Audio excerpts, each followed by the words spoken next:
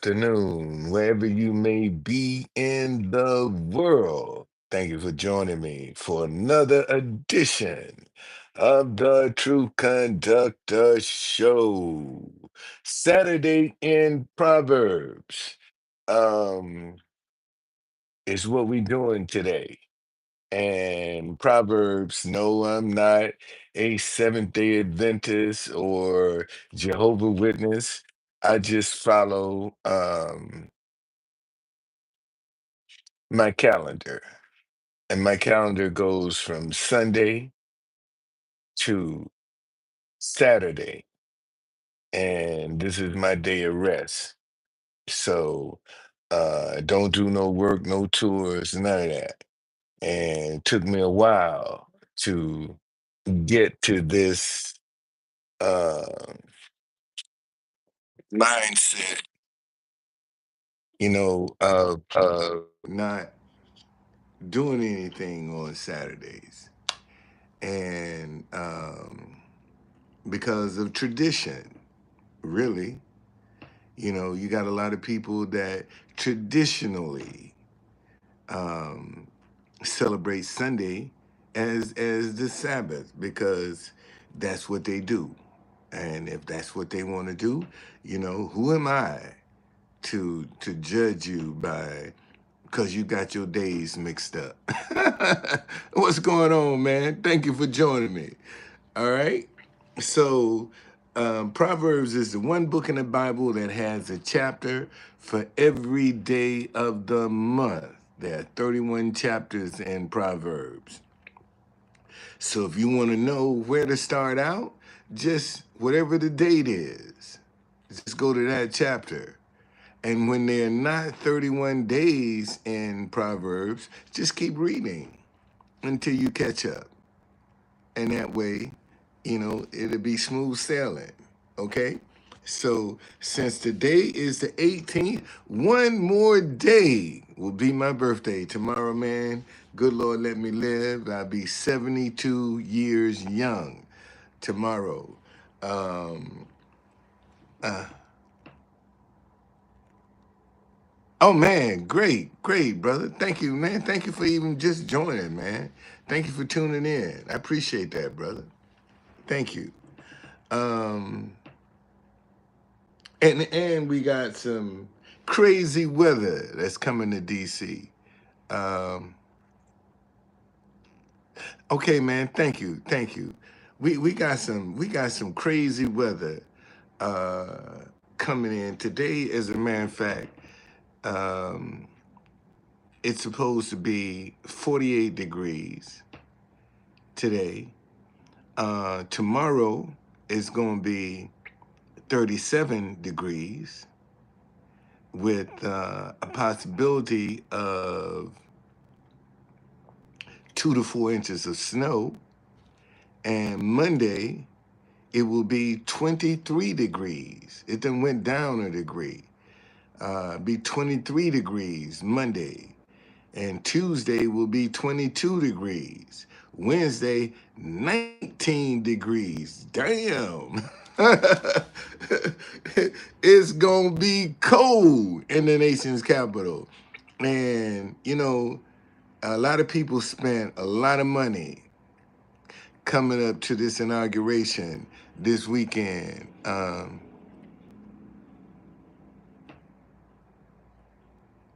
Uh, Thank you, man. Thank you so very much. Thank you. Thank you. I try to be, man. Sometimes I think it's not appreciated, but I'm too far in the game to turn around now. Um, and that's just that's what I try to teach my kids, man. Say what you mean what you say, and that way ain't no confusion, none whatsoever. So, but anyway, this is the 18th, so we're going to do the 18th chapter of Proverbs. And I'm going to be going back and forth between the Message Bible and the New King James Version so you can get a feel for what's being said.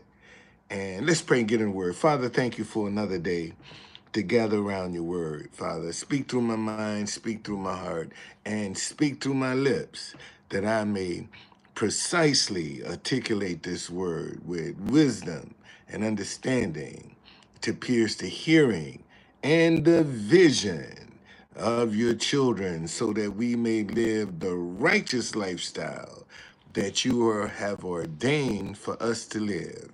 In Jesus' name, amen. All right, so since this is the 18th, we're going to start out with verse 1. Loners who care only for themselves spit on the common good. And in the New King James Version, it says, a man who isolates himself seeks his own desire. He rages against all wise judgment. That's a person that don't want to listen, that you can't tell, that know everything, got all the answers. Okay, this is who they're talking about. Verse 2: fools care nothing for thoughtful discourse. All they do is run off at the mouth. And I'm sure you know some people. Listen, fools care nothing for thoughtful discourse. That means having a honest, down-to-earth conversation. When you have thoughtful discourse, ain't no arguing, ain't no my way or the highway, ain't no getting even and revenge and all that other stuff, okay? All they do is run off at the mouth. And in the New King James Version, it says, a fool has no delight in understanding, but in expressing his own heart. That's somebody that, again, you can't tell them nothing. They know everything, okay? Verse 3, when wickedness arrives, shame's not far behind. Contempt for life is contemptible. Let me look up that definition of that word contemptible, because I don't want to assume that people know the definition.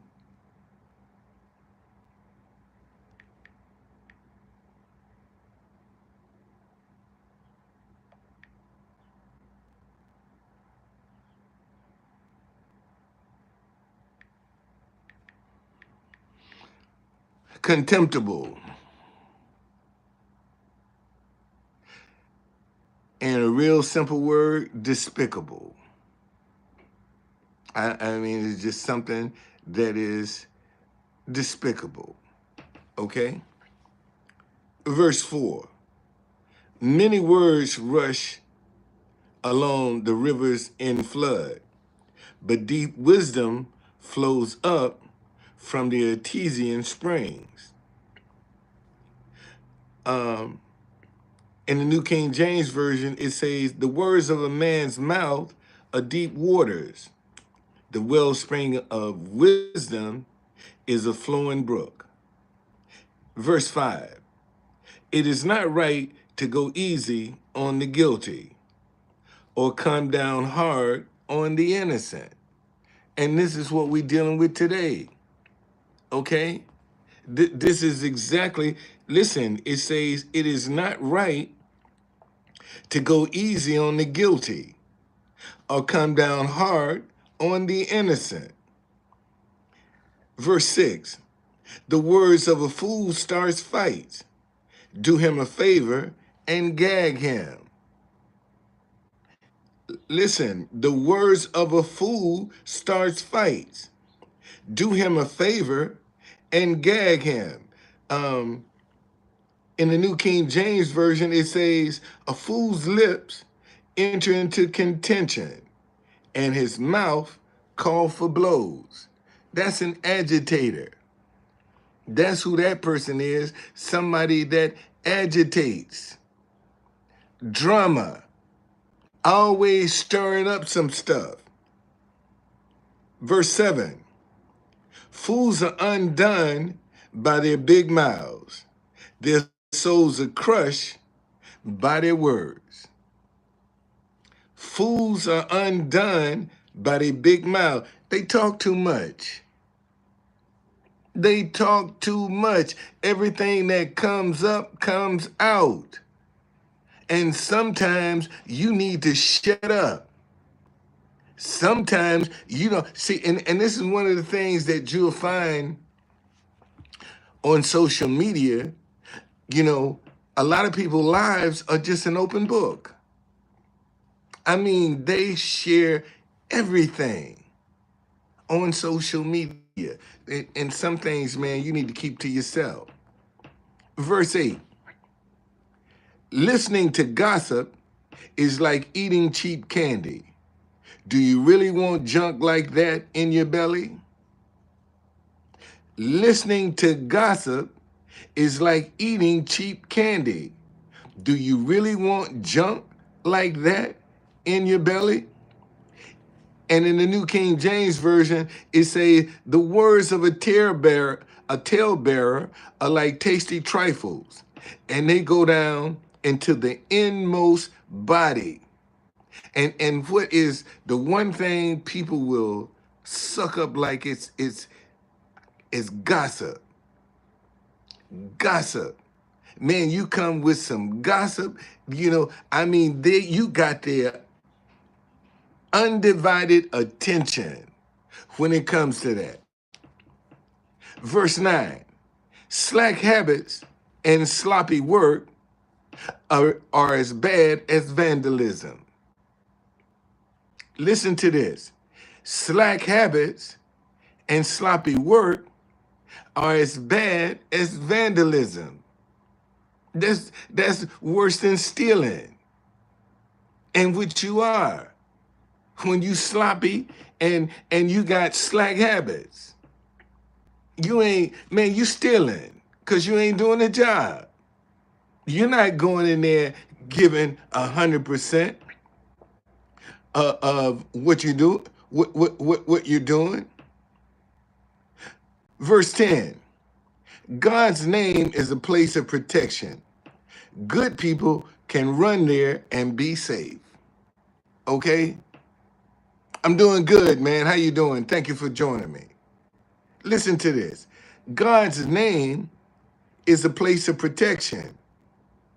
Good people can run there and say, see, everybody can't run to God. Let me say that again. Let me say that again.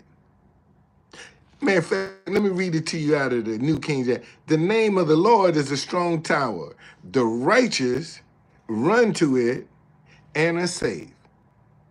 Sinner man can't run to God. The sinner man can't run to God and expect to get some protection. And you got a lot of Christians out here. Tanya, thank you for joining me. Another one of my moderators, her and Bernie.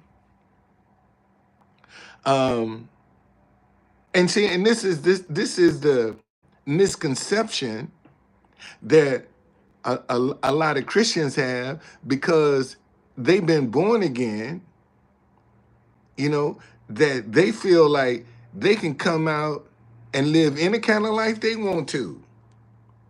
But because their name is written in the Lamb's Book of Life, they feel like they can do what they want, how they want, when they want, and all they got to do is go and ask for forgiveness, and God is going to be there for them. And that is not true. Okay? That is not true, because I showed y'all in Proverbs 1 where it say, when I tried to correct you and you wouldn't listen.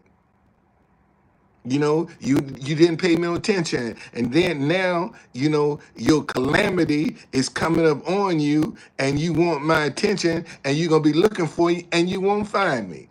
And I'm going to laugh at you. Okay?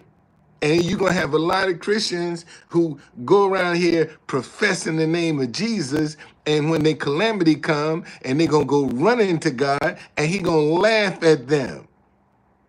You know, how you gonna go out here and support same-sex marriage and think God is on your side when He done destroyed that lifestyle, Sodom and Gomorrah, and you support it and you back it. And you got the nerve to talk about, oh, Jesus love everyone. Yeah, he does, but everyone ain't got the protection. Okay? Verse 11. The rich think their wealth protects them. They imagine themselves safe behind it. I mean, seriously, the rich think their wealth protects them. They imagine themselves safe behind it. But look at this. The rich man's wealth is his strong city, and like a high wall in its own esteem. See, some folk think that just because they got money, they in good shape. No, sir. No, sir. That's not the case. Verse 12. Pride first, then the crash. But humility is precursor to honor. Pride first, then the crash. In the New King James Version, it says, before destruction, the heart of a man is haughty, proud. Okay? And before honor is humility. Listen to this, y'all. Before destruction, the heart of a man is haughty. Let's look up that definition of haughty.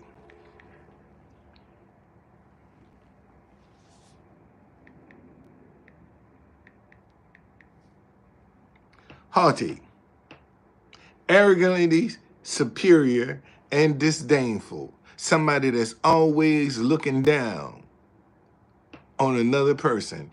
Arrogantly superior and disdainful. And it says, before destruction, the heart of a man is haughty. Before honor is humility. Let me look up humility.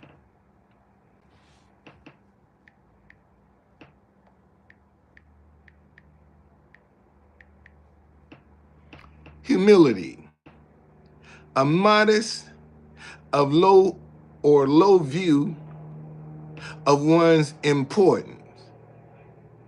A modest, a low view of one's own importance. In other words, you don't take yourself too serious when you humble. You don't put yourself ahead of nobody. You ain't better than nobody when you humble. And you see, money will only magnify what's in a person's heart. Let me say that again. Money will only magnify what's in a person's heart. If that person is an asshole, broke, when they get some money, they're going to be even a bigger asshole. Because money is going to magnify that. If that person is a good person and they get some money, it's only going to magnify the goodness that's in that person.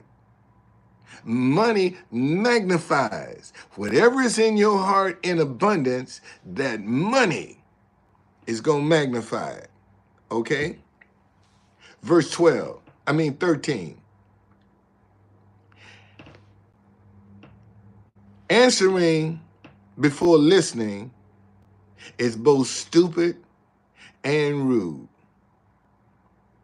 Answering before listening is both stupid and rude. Man, you ever been in a conversation with somebody and talking, and before you can get out your train of thought, they already done interrupted the conversation? Okay? In the New King James Version, it say, he who answers a matter before he hears it, it is folly and shame to him. And some of y'all know some people just like that. Matter of fact, some of your kids, some of your children are just this way right here because they got their mind made up. Verse 14, a healthy spirit conquers adversity. But what can you do when the spirit is crushed? Listen, a healthy spirit conquers adversity.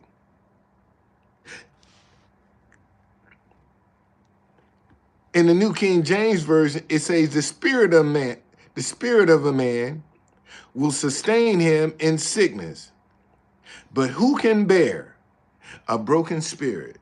Man, that's that person that always got a pity party going on, always feeling sorry for themselves, always the one that's blaming somebody else, okay? Don't never take responsibility or accountability. That's a broken spirit, okay? All right, when you find a person that don't want to take responsibility, don't want to take a perpetual victim. Thank you, Tim. Thank you. A perpetual victim. That's a broken spirit, man. And after a while, at first you understand it, but after a while, man, that stuff get on your nerve because the story don't change. They don't change. It's always the same thing. Always the same thing. Verse 15, wise men and women are always learning, always listening for fresh insight. Listen, wise men and women are always learning, always listening for fresh insight. That's a proactive person. This wise men and women are always learning, always listening for fresh insight. That's a proactive person. That's not a reactive person. Okay? See, that reactive person ain't gonna learn until it's necessary. All right? Stuff gotta come right up and hit them in the face before they see it. But here, wise men and women are always learning, always listening for fresh insights. You paying attention. You out in front of yourself. Okay? Verse 16. A gift gets attention. It buys the attention of eminent people. And that's a bribe, by the way. A man's gift make room for him and brings him before great men. That's a person that's got something to give. And if you think it's a lie, look at how many of them tech people that gave Trump $1 million and got seats at the inauguration. Okay? Look at like Jeff Bezos. Look how much money Elon Musk, $250 million, gave to Trump. Look at the excess he got. All right, Tim Cook, Apple, give Trump $1 million, get an invitation to the inauguration. See, your money, the Bible say the money has an answer for all things. And see, I didn't say the love of money. And let me show it to you. Let me show it to you. This is Ecclesiastes 10:19. A feast is made for laughter, and wine makes merry, but money answers everything. Okay?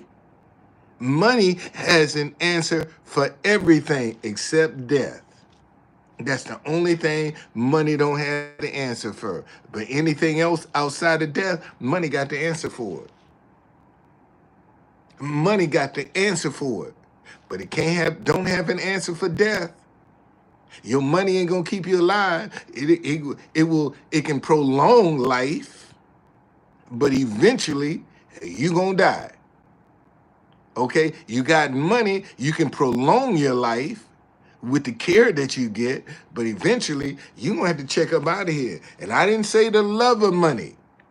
See, the Bible say, for the love of money is the root of all evil. But it says right here that a feast is made for laughter and wine makes merry, but money answers everything. Man, in fact, this is what it says in the Message Bible. Laughter and bread go together, and wine gives sparkle to life, but it's money that makes the world go round. Man, you got some money, you can do whatever you want to do. And believe it or not, people will have more respect for your money than they will you. Let me say that again. People will have more respect for your money than they will you. Man, you ever been in church and see an influential person come in church? They get on the front seat. They got a front seat. But that person that's broke, smelling, they don't even want them in the congregation. But that person with money, oh, get in the best seat.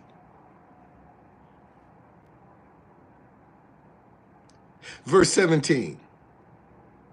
The first speech in a court case is always convincing until the cross-examination starts.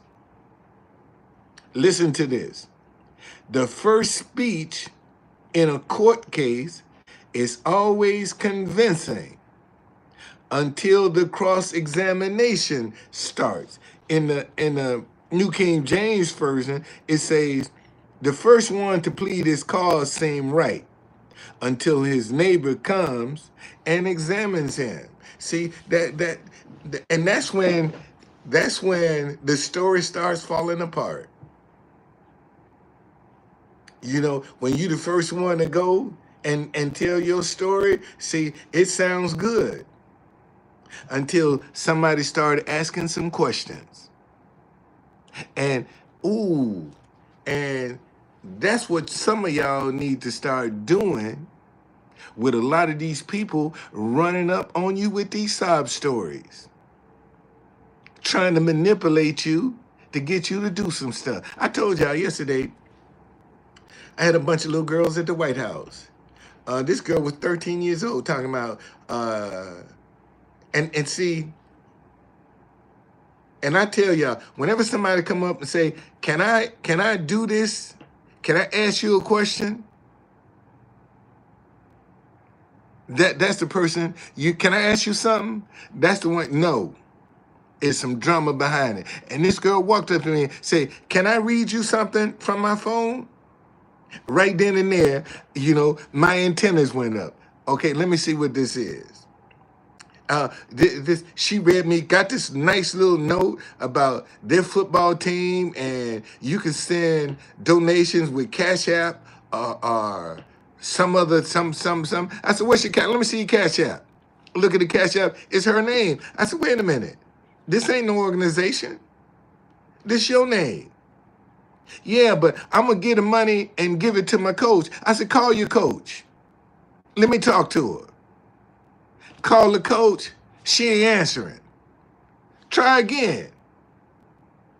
Call the coach. Oh, she ain't answering. All right, see you later. Have a great day. I'm not falling for that. I'm not gonna fall. And seeing some of these people that run up onto you with these sob stories, see, because you get so engrossed in the story that they telling, you don't want to ask no question, and it's telling you right here. It say the first speech in a court case is always convincing until cross-examination starts. See, that first story that they tell you is going to be convincing until you start asking some questions. And you'll notice a lot of these people that's walking up on you, asking you for money, got a sob story. When you start asking questions, they are going to get irritated. And when they get irritated, that should be your sign right there. This is a flim flam. Okay? Because they gonna get agitated because you asking questions now. And turn around and get an attitude at you. Because you don't want to fall for their flim flam. And that's what she did. I said, see you later, bye.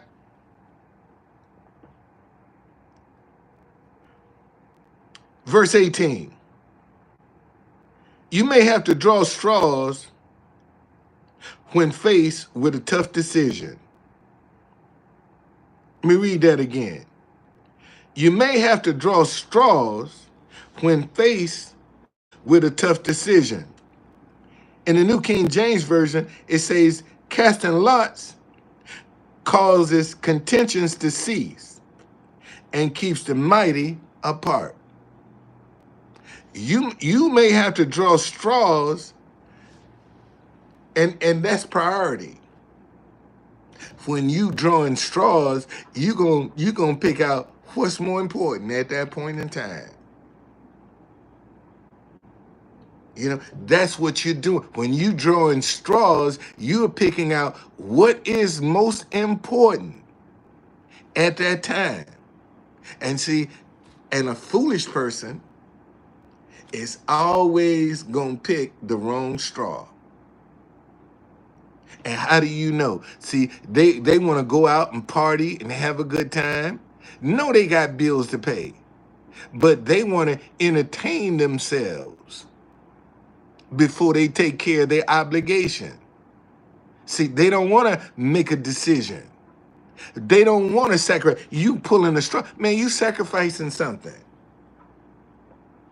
You are sacrificing something for the good of that situation. Verse 19. Do a favor and win a friend forever. Nothing can untie that bond. Do a favor and win a friend forever. Nothing can untie that bond. In the New King James Version, it says, a brother offended is harder to win than a strong city, and contentions are like bars of a castle. You know, and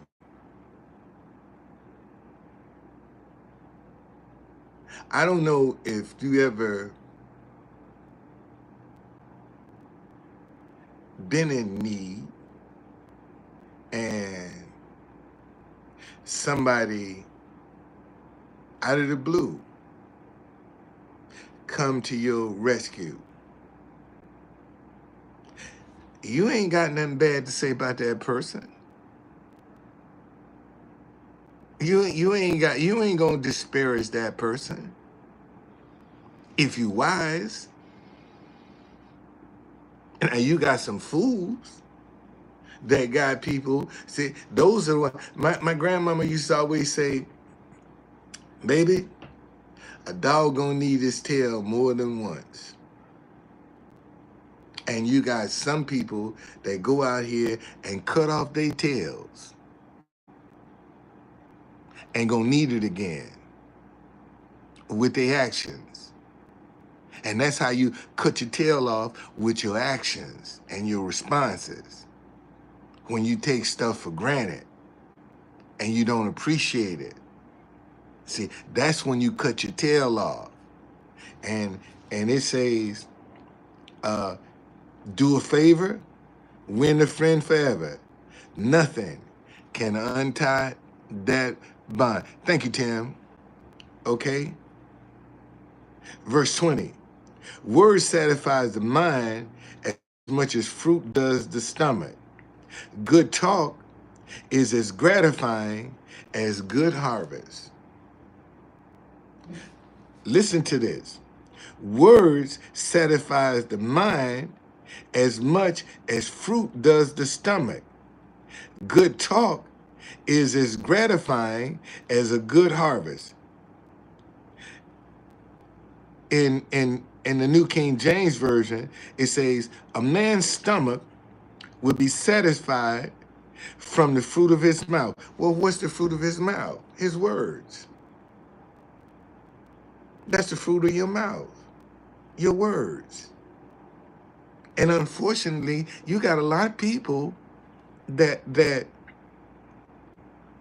let me finish reading that. A man's stomach shall be satisfied from the fruit of his mouth, from the produce of his lips, he shall be filled. Now, if you're a negative person, how you gonna be satisfied from the fruit of your mouth? How you gonna get joy from the fruit of your mouth when all you're doing is spouting out negativity and confusion?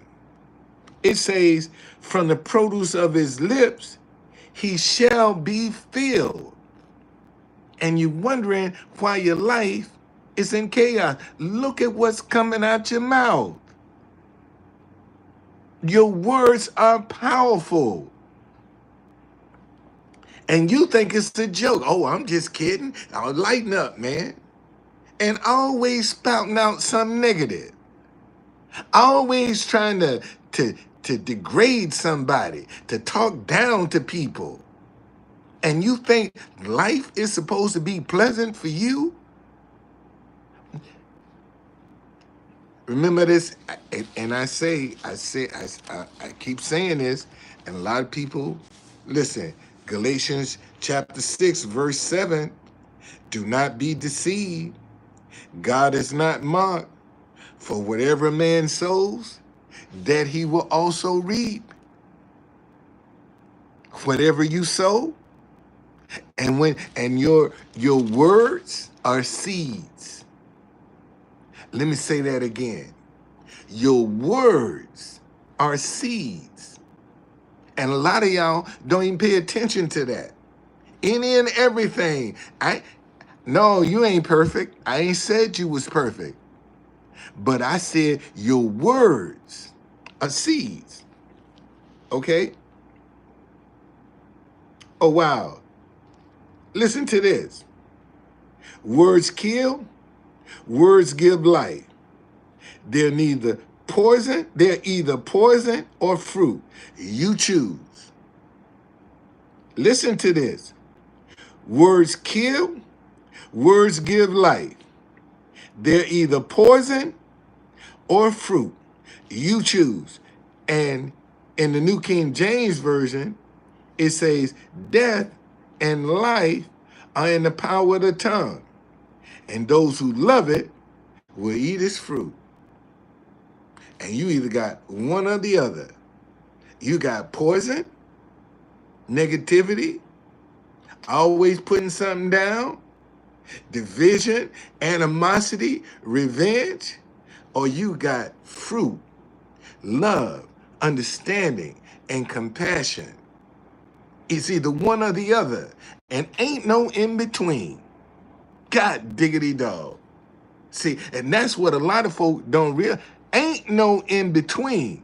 It's either one or the other. Verse 22. Find a good spouse, you find a good life, and even more, the favor of God. Find a good spouse, you find a good life, and even more, the favor of God. And in the New King James Version, it say, he who finds a wife finds a good thing and obtains favor from the Lord. He who finds a good wife. And see, you got a lot of women out here looking for men, and they out of order because they ain't trying to prepare themselves to be found. Well, true conductor, how am I going to be found? Certainly not sitting up in your house. Okay? You ain't going to be found sitting up in your house. You're going to have to get out. And see, you got a lot of women that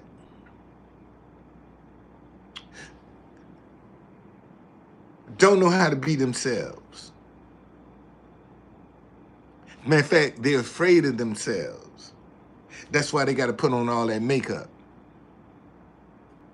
You know, because they're afraid of themselves. Be yourself, man. You ain't got to pretend. And I found this one. I found her.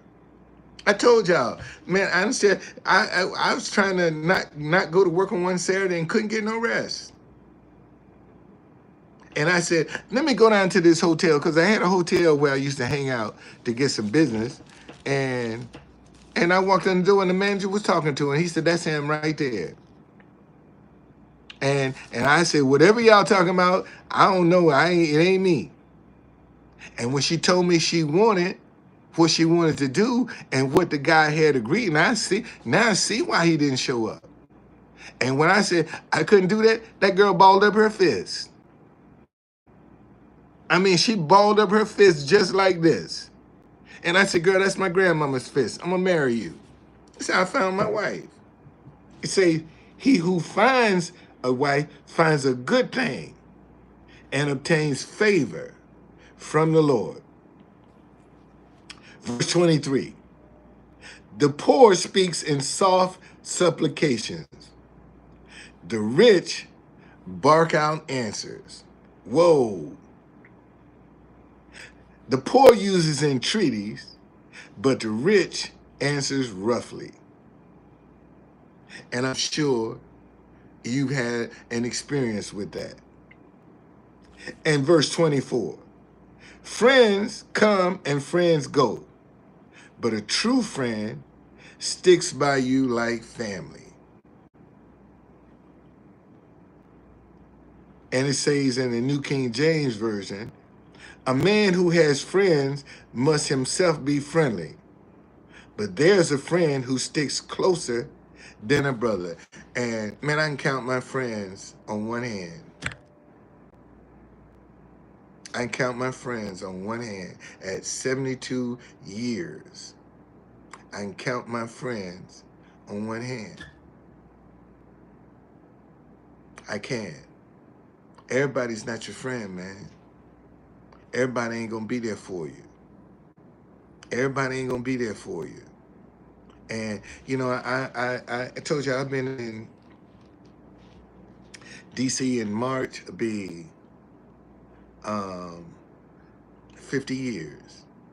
And I had a person who I thought was a friend. And, you know, back in the day, we used to kick it. But, you know, I'm like, we're better as friends than anything else. And you know, and it didn't dawn on me that she would always say, well, you know, you never wanted me. And one day I had a dream. One night I had a dream. And I walked into a room and she was talking to a friend and saying, you know, I can't stand that darn folder. I'm like, hey, I'm trying, what are you talking about? And she was doing some work on how, man, this is the only person that could call me any time of night.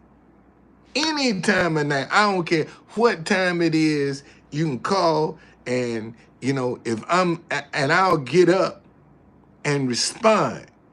If you call me and say, hey, I need you to come by my house to help me, man, I'm gonna get up out of my bed. That's how loyal I was. And helping her to she had this house that she was trying to sell, and I go and pick her up and take her to the house and do some work, and when we finished, and this was like 2-3 months. When we finished, she's like, here's $100 for your time. And I said, for real? In the dream, and dropped back in. I said, this is what this is. And I told her, I said, you know what? I said, I've been trying to be loyal to you as a friend, and you didn't appreciate it because you've been upset because we wasn't in a relationship. And if we was in a relationship, I wouldn't even be speaking to your ass right now. Okay? But I tried to be a loyal friend. And I said, from now, this is like 40 years. Don't call me no more. I don't have nothing else to do with you because I see what your motives are. And I just cut that off. And I thought I was being a friend. Thought I had a friend, and just keeping the little dingling, or, oh, you don't want me, I'm going to just string you along. I'll keep you hanging around until I get tired. And then she just took me for granted for one too many times. And I had to end that friendship. Okay? And some of y'all got some folk that taking advantage, don't appreciate who you are. Don't appreciate the value that you bring. They take it for granted. Take it for granted. And I mean, I'm talking about this is the only person that could call me anytime, day or night. Well, no, she ain't the only one. She's one of the few that could call me, and I get up and respond. But I had to end that, buddy. And didn't lose no sleep either. Didn't lose no sleep over it. All right. Hey man, thank y'all for joining me. That's the end of chapter 18. And like I said, the one thing I like about Proverbs, man, this is the one book in the Bible that you can see today. You ain't got to go back 4,000 years, 2,000 years to try to figure out what it's saying. It fits today. It fits in today. You can see yourself. If you honestly started reading Proverbs, man, you will see yourself. Okay? You will see the people around you if you start reading this book. And it's only going to strengthen your wisdom and your understanding. And when you start exalting understanding, there's some gifts that come with that. Okay? Man, y'all have a blessed day. See you later.